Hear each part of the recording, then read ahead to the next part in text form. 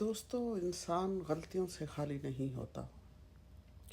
کبھی جان بوجھ کر، کبھی انجانے میں، کبھی بھول کر ہم ایسی باتیں کر جاتے ہیں جو دل کو بوجھل کر دیتی ہیں، دل کو پریشان کر دیتی ہیں.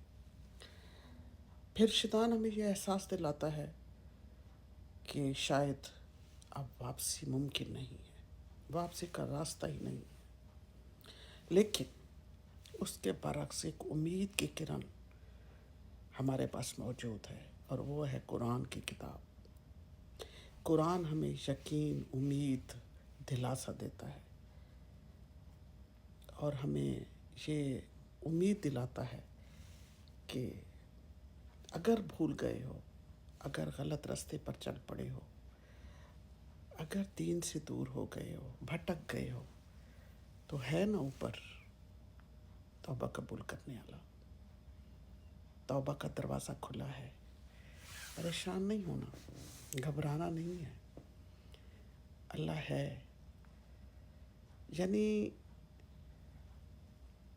چاہے انسان کتنی ہی دور کیوں نہ ہو جائے، کتنا دور نکل جائے، جھوٹ میں، غیبت میں، برائی میں، چوری میں، ڈاکے میں، لیکن واپسی کا دروازہ کھلا ہے، اور وہ ہے توبہ کا دروازہ. ہے نا؟ تو اللہ کو اپنے بندے کا لوٹ آنا، اس کا ہاتھ اٹھانا، اس کا رجوع کرنا، اس کا بات کرنا، اس کا گڑ گڑا کر معافی مانگنا بڑا پسند ہے.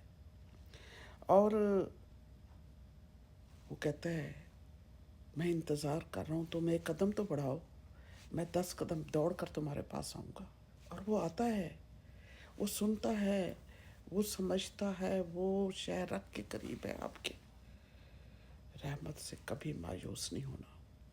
اس کی رحمت کا دروازہ ہمیشہ کھلا ہوا ہے. اس لیے مایوس نہ ہوں، اپنی غلطیوں کو مانیں، تسلیم کریں، سچے دل سے توبہ کریں، اور اپنی محنت کو دوبارہ سے شروع کر لیں. پریشان نہیں ہونا، گھبرانا نہیں ہے، مایوس بالکل نہیں ہونا. شیطان ہے نا، وسوسے ڈالتا ہے دل میں، آپ کو رنجیدہ کر دیتا ہے، آپ کو مایوس کر دیتا ہے، آپ کو یہ بہلا دیتا ہے، پھسلا دیتا ہے کہ تم غلطی کرو، برا کرو اور مایوس ہو جاؤ. لیکن ایک ساتھ بیٹھی ہے آپ کو بلانے کے لیے، آپ کی توبہ قبول کرنے کے لیے، آپ کی سننے کے لیے. اس کی طرف لوٹ جائیے، اٹھیے، ہمت باندھیے، کمر کسیے، کھڑے ہو جائیے. وقت نہیں گزرا، بڑا وقت پڑا ہے ابھی. اور اللہ سے توبہ کیجیے اور نئے راستے کا آغاز کیجیے. اللہ کامیاب کرے گا انشاءاللہ. بہت ساری دعائیں آپ سب کے لیے. فی امان اللہ. خوش رہیے اور خوشیاں بانٹیے.